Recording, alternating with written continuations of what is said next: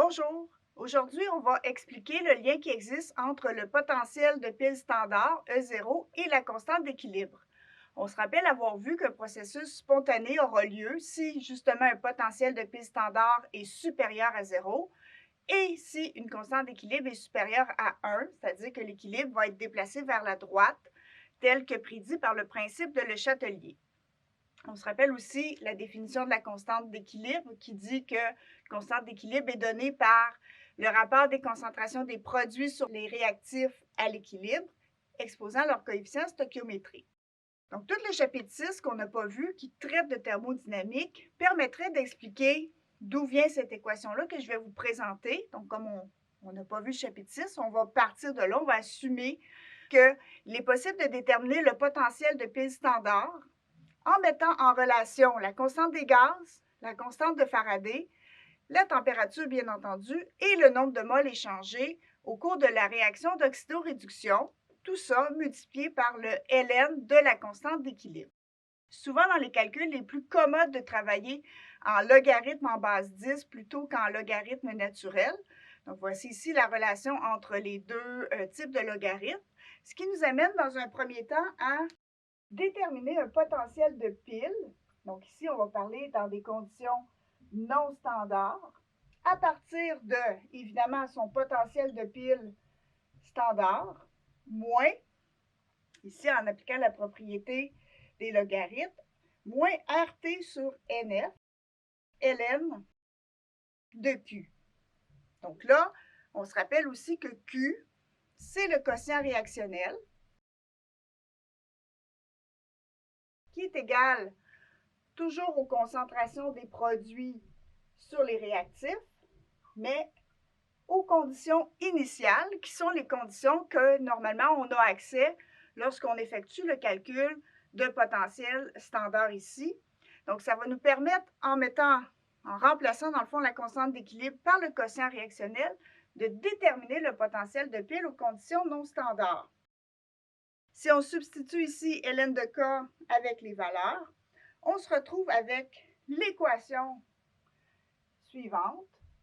Donc, potentiel de pile est égal au potentiel de pile standard moins 0,0592 volts sur M, qui est le nombre d'électrons échangés, log de Q. Cette équation-là, c'est l'équation de Nernst et c'est l'équation la plus importante en électrochimie. Un rappel ici sur la signification du quotient réactionnel. Si le quotient réactionnel est supérieur à 1, ça veut dire que la concentration des produits est supérieure à celle des réactifs. Évidemment, si elle est plus petite que 1, cette valeur-là, ça va être le contraire. Si on se retrouve avec un quotient réactionnel de 1, ça veut dire qu'on se trouve dans les conditions standards. On se rappelle, les conditions standards, c'était de 1 mol par litre. Donc, 1 mol par litre exposant les coefficients stoichiométriques, bien sûr, mais 1 exposé n'importe quoi va toujours donner 1. Dans les conditions ici standards, le coefficient réactionnel va toujours donner 1. Et on se rappelle que le log de 1 donne 0. Comme tout ça ici est multiplié par 0, dans les cas de conditions standards, le potentiel de pile est égal au potentiel de pile standard, évidemment. On va voir aussi pourquoi les potentiels de piles finissent par diminuer et s'épuiser. Comme on le sait, les piles que l'on utilise ont une durée de vie limitée. Voyons cela par deux exemples.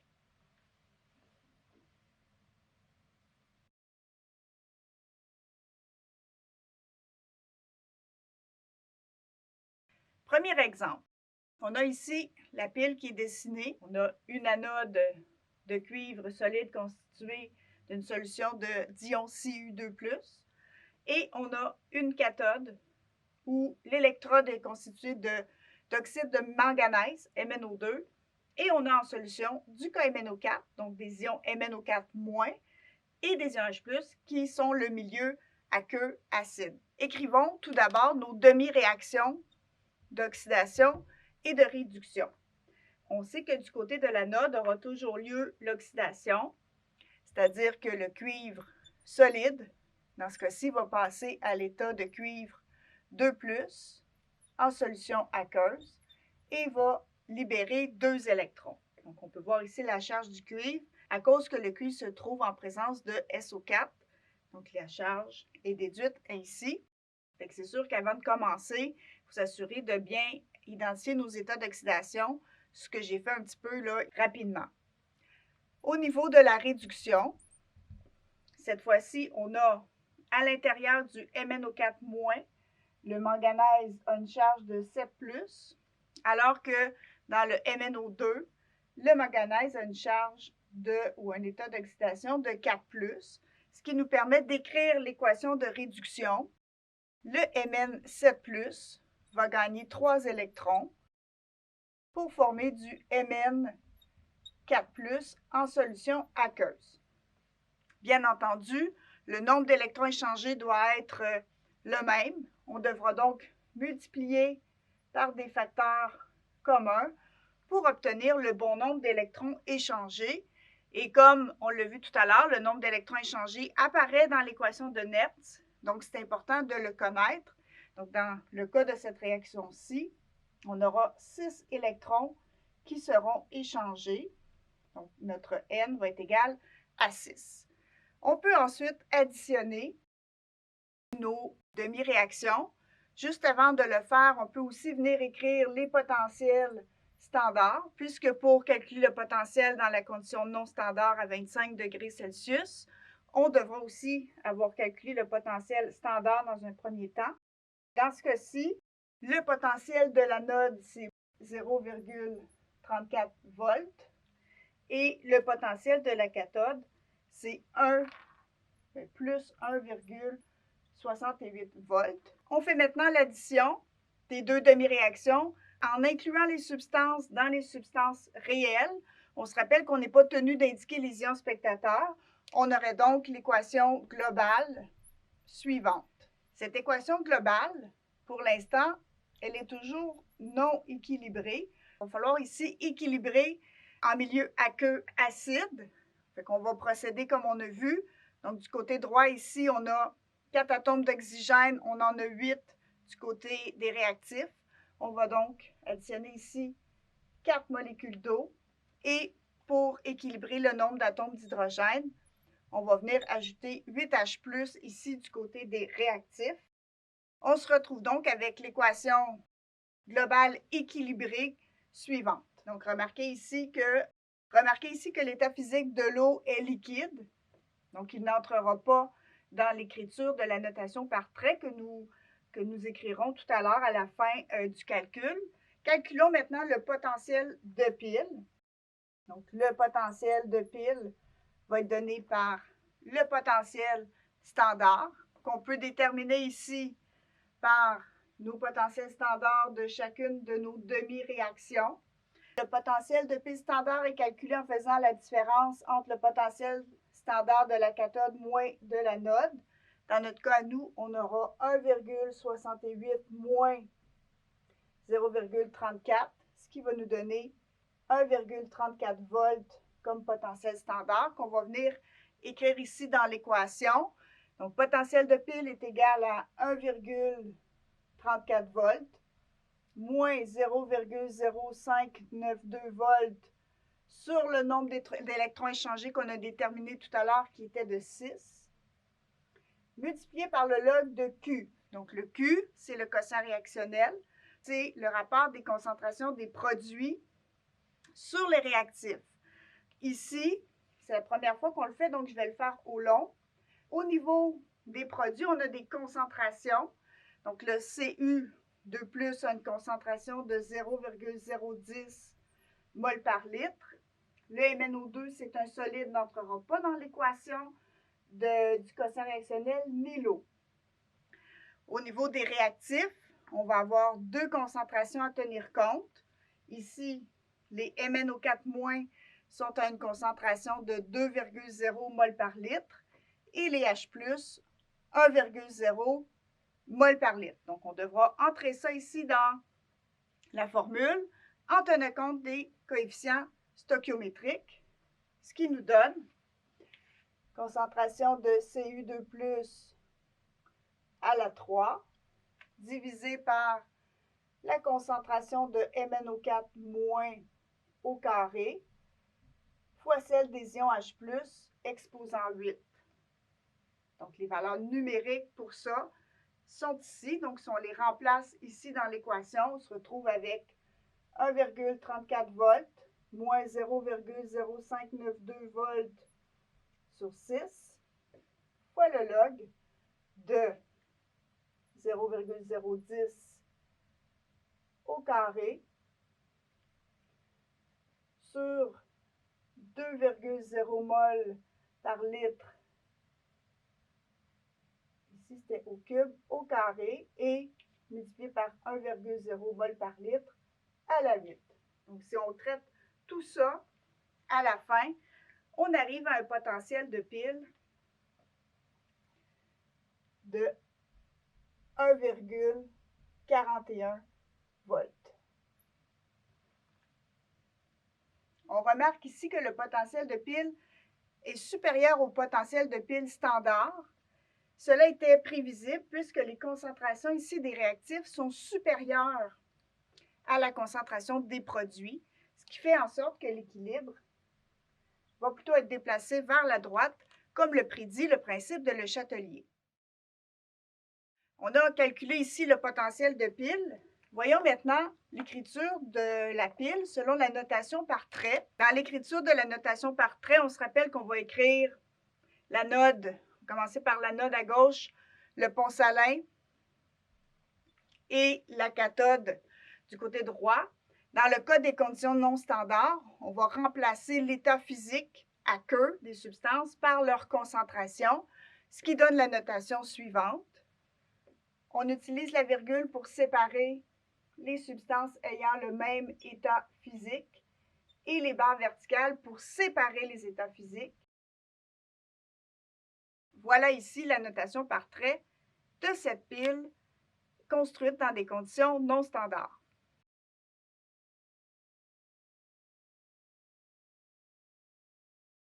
Voyons maintenant un second exemple où on va déterminer encore une fois le potentiel de pile. On pourra aussi construire le dessin de la pile à partir d'une notation par trait qui nous est fournie. On va se trouver à gauche, par convention, l'anode, donc la borne négative, et la cathode, la borne positive. Il convient dans un premier temps de venir déterminer nos demi-réactions d'oxydation et de réduction. On débute par l'oxydation. On sait ici qu'on aura du nickel et du nickel 2+, ce qui nous permet d'écrire la réaction d'oxydation. On sait que c'est cette réaction-là qui va se dérouler à l'anode. Ici, on aurait du nickel solide et en solution, on aurait des ions Na2+, avec une concentration de 2 mol par litre. Du côté de la cathode, faire attention, ici, on a deux types d'oxyde de vanadium. Donc, pour déterminer les états d'oxydation, juste pas se mélanger. Là, ici, c'est assez mélangeant. Dans la première espèce, le degré d'oxydation va être de 5+ pour le vanadium, alors qu'ici, si l'oxygène est 2- et qu'on doit avoir un total de 4+, le vanadium sera chargé, aura un état d'oxydation 4+. Ceci nous permet donc d'écrire la demi-réaction de réduction. Le vanadium 5+ va gagner un électron pour devenir du vanadium 4+. Évidemment, ici, dans l'exemple qui est là, pour que les électrons soient équilibrés au niveau du nombre, on va devoir multiplier la deuxième réaction par 2. Et ça sera aussi notre nombre d'électrons échangés. On va l'écrire ici. Et on peut compléter ici le diagramme de pile. Donc, on a un exemple ici d'une pile qui se déroule complètement en solution. Donc, on aura besoin d'un support métallique. L'électrode sera constituée de platine. Et en solution, on va avoir toutes les espèces qui sont ici, c'est-à-dire du VO2+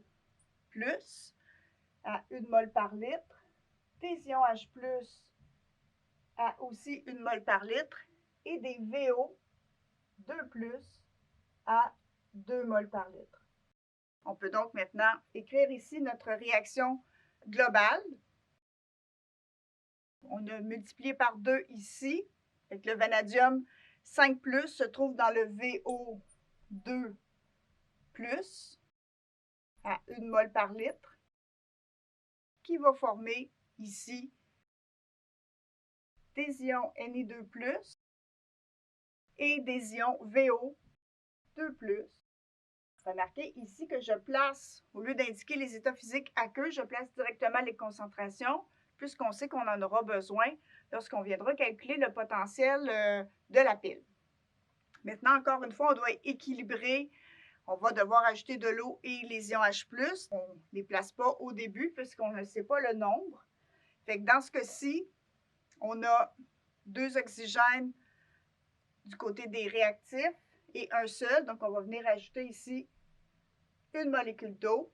Et par conséquent, on va venir ajouter ici 2 H+, du côté des réactifs. Donc, concentration de H+, c'était 1 mol par litre. Et l'eau sera liquide, n'entrera pas dans l'équation du quotient réactionnel. Donc, on avait ici déterminé le nombre d'électrons échangés. Il nous reste maintenant à écrire nos potentiels de demi-pile.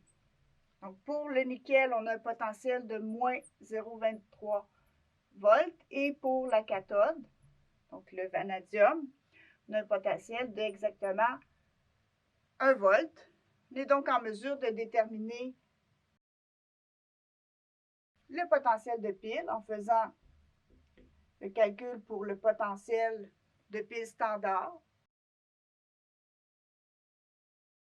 On obtient un potentiel de pile standard de 1,23 volts. Donc on viendra l'écrire tout à l'heure.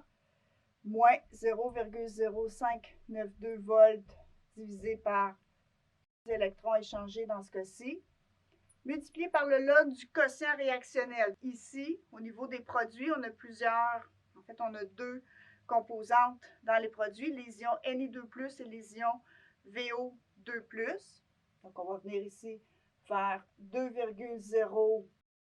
Je crois qu'ici, je vais oublier d'équilibrer au niveau des électrons. Donc, ça va venir ici multiplier ça par 2 partout. Ici, on va avoir un 4. Fait que 2,0 mol par litre à la 1 pour le nickel, ici, et 2,0 mol par litre au carré pour l'oxyde de vanadium, divisé par 1,0 mol par litre au carré, multiplié par 1,0 mol par litre à la 4 pour les ions H+, ce qui va nous donner à la toute fin un potentiel de pile de 1,20 volts. Contrairement au premier exemple ici, le potentiel de pile est inférieur au potentiel de pile standard, tel que prédit par le Châtelier, puisque la concentration dans ce cas-ci des produits était supérieure à celle des réactifs. L'équilibre va avoir tendance à se déplacer vers la gauche.